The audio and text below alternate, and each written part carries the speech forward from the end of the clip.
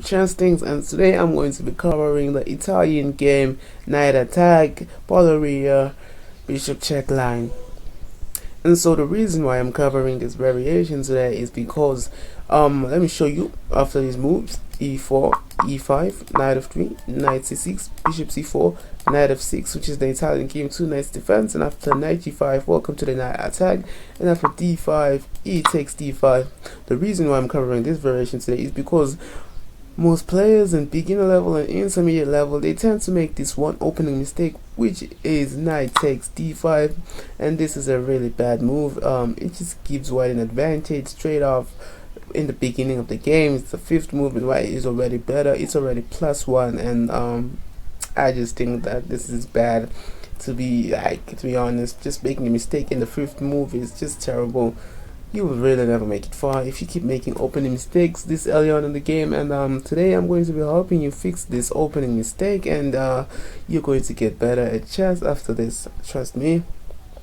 So stay tuned to the end, and you'll stop making this mistake, and you'll know how to play this as black, and stop giving white the options to play the fried liver, which after the fried liver, white is honestly better here, and black just loses 90% of the time. There's really no good defense to the fried liver. You're just gonna get murdered here. You'd have to be a grandmaster in order to survive the fried liver, and you're not. So you'd rather avoid this, trust me. And of course, I can't just tell you to stop playing a move and not give you a move to play. And I guess this is what the video is for, to give you a move that you should honestly play instead of a mistake. And so the move that you should play as black is knight a5. This is the best move by far. And at your level, the best move for white here is bishop to b5 check, which then goes to the Italian game knight attack poleria, bishop check line, because he's going to check you with on b5. But if he doesn't play that, then anything else is very bad, and I think you should be happy if he doesn't know the theory here. He'll definitely play the bad moves, and you'll just crush him. You'll punish your opponent for all those bad moves that he's going to play. And the first bad move which you might see here is this is a bad move here. D3 is a bad move. It's the first bad move, which is a bit common for players who don't know the theory here, who are really beginners, and you can just punish them for this by playing. Let's see, the best move here is just play 8-6 here. For you guys, 8-6 will be the best move, and after knight to f3, you just play e4, and you look at all the pressure. Your opponents will not be able to handle this. They'll probably blunder here, probably castle. You just take a piece, and they'll just blunder here. So you're just better here as white for this sideline, as you can see. Another move which you might see, bishop to bad. This is not a bad move. You just take the bishop, and then he'll take back, and you just take the pawn, revealing an attack on the knight, and if the knight goes back to f3, you just want to push e3, and you're already winning here. Like I feel like it's already +6, +0.6 for black, so this is just good. And his sidelines here are just losing for white, and so after the main line here, which is bishop to b5 check, if your opponent knows what he's doing, he'll play that, and then you'll just play c6, just blocking the check. And then after he takes, and you take back, and now there are a couple of moves here that might come into play. The first move is queen to f3, and this is not really the best move for white, and I think you shouldn't be worried after seeing this. You should just be happy. Your opponent is just giving you counter play here as black, and the move you should play here is not to defend this pawn, but is to play bishop to e7.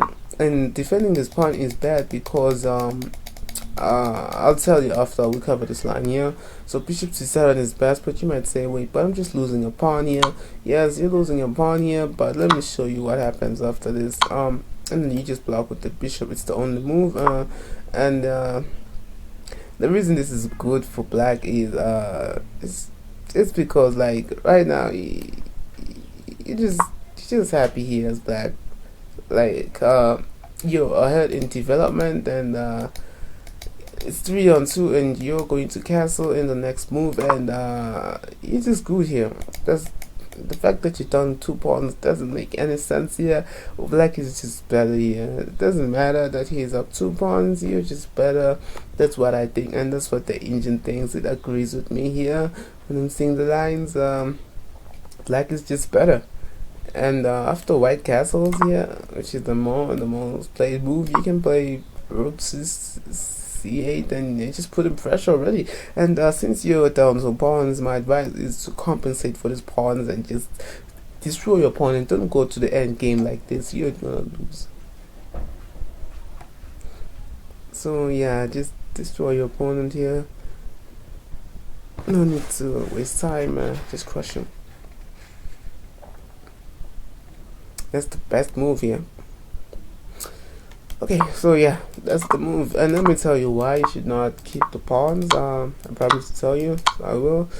If you keep the pawns, they're just doing too passive. You can keep the pawn with queen to c7. This is just being passive. I mean, you're just down a pawn already, and you're just gonna get crushed here because you're being too passive. You allow one to develop, and you're going to lose here because you're just being too passive. Being passive in games like this is terrible because you're just gonna get crushed. And so it's best to just go on the attack and just give opponent the pawns and just destroy him. Don't let it get counterplayed. Bishop 57 doesn't work here as well because you're being too passive developing, defending this pawn, and white is just up a pawn. Do not forget the fact, and just make sure you don't forget the fact that white is up a pawn, and you have to compensate for that pawn, and which means you have to be aggressive and just give him all the pawns he wants, but in the end you're just gonna crush him. Okay, that's it. Don't be afraid of the queen to f3. Just remember, you play bishop to e7, opponent, I don't know, he castles, and or if he takes, play bishop e7, he takes, you take, and he takes, and you block with the bishop, and just remember that you're just fine here. You're just fine here. There's nothing to be afraid of, and this is the move. You play knight to g4 here, just being aggressive, or you can even play rook to c8, like I said, another aggressive move. And yeah, don't be afraid of the queen to f3. Don't be afraid to lose pawns. Just gamble and win the game. That's how a true chess player wins the game. They sacrifice and they win. Okay, so another move that you might see is bishop to e2. To be honest, if I'm black, I'll be happy to see this move because I know how to deal with bishop to e2. It's not by far the best move, but it's good. It's a good move as well. But I really love it. It's a comfortable game for me as black. I just play h6 here, and after he retreats to f3, I play e4, and already, as you can see, I'm just going forward for the attack, and this is why I just love it when my opponent plays bishop to e2 as black. I just feel happy, It's after he plays knight to e5, it's your choice whether you play the best move, which is bishop to c5, or you play, which is putting pressure on the f2 pawn, or you can play the normal looking move, which is bishop to d6, which puts pressure on the knight, and the opponent has to take action now by playing d4, and you'll take en passant, and then he'll take with the knight. And I feel like this is just a comfortable game for black. There are a lot of different moves. White should just try to develop and castle his king, catch up in development, and you're just going to have to attack him. Don't forget that you're still down a pawn in this variation, so you have to compensate. Don't go to the end game. Don't play it safe. Just destroy him. Make sure you compensate for the last pawn. But at least this game is equal. White is not better, even for the fact that he's up a pawn. You're still ahead of development, and you should just keep it like that. Don't let him development. Let him develop. Just attack him. Don't give him chance to breathe, and you'll be fine. Trust me. This is why you should be happy when you see a queen, bishop to e2, and just attack. And I'm sure all of you would not like to play this because you tend to be down a pawn in the Italian game, that attack poleria variation, which is why most players tend to take on d5, which is a mistake. I think you should just allow it to be down a pawn and just compensate, because at least here you're equal, other than allowing white to be winning.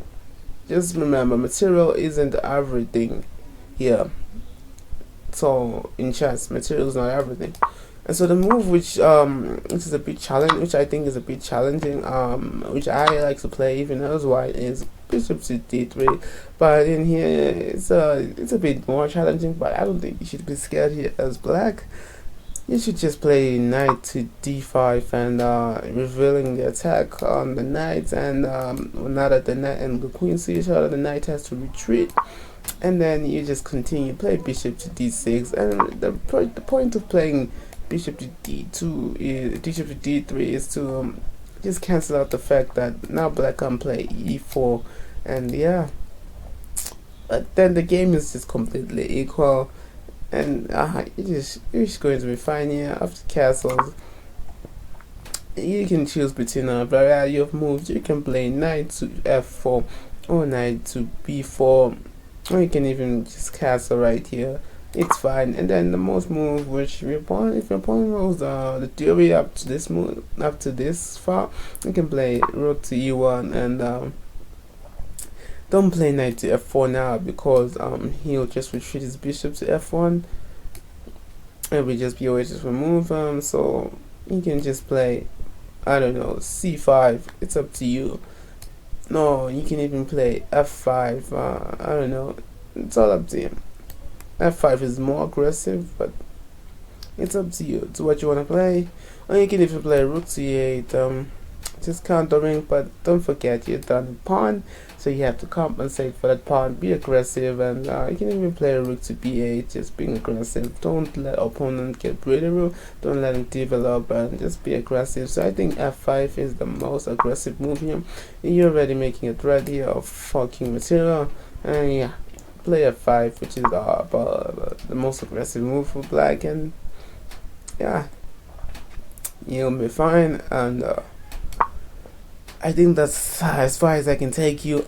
If you want a more detailed video where I cover all the theory and all the lines, I think you should just comment down, and I think do it. And if you like the video, and if you made it this far in the video, thank you, congratulations, and I think you're going to become a great player one day, because you really have the resolve to actually watch a long video like this. I don't know how long this video is, but you really have a great resolve, and I'm proud of you.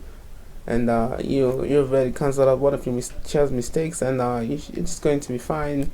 I'm going to be playing this mistake, and you're gonna play like a good player, surprise the strong opponents, play the best moves, play theory, and they'll be surprised that you're improving. This is just the way to improve. You stop playing mistakes, and you learn from your mistakes, and start playing good moves. You won't be losing by move 5. You're not going to be equal, and you're going to be equal up until move 11 or 18, or I don't know. Yeah, and that's just it.